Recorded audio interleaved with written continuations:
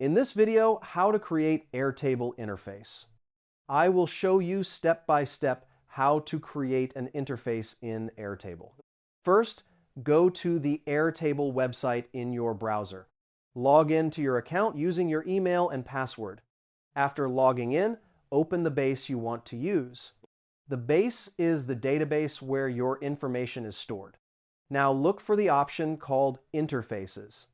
This option is usually located at the top of the base page.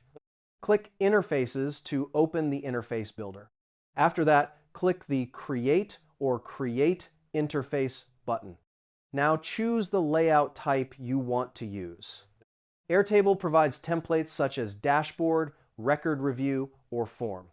Select the template that fits your needs. Click Continue to open the interface editor. Now choose which table you want to connect to the interface. Select the table that contains the data you want to display. After that, you can add elements to the interface. Click Add Element to insert components. You can add tables, charts, or forms. You can also add filters to display specific information. Drag elements to organize the layout of the interface. You can adjust the size of elements as needed. Click on elements to edit their settings. After finishing the design, click Publish to publish the interface.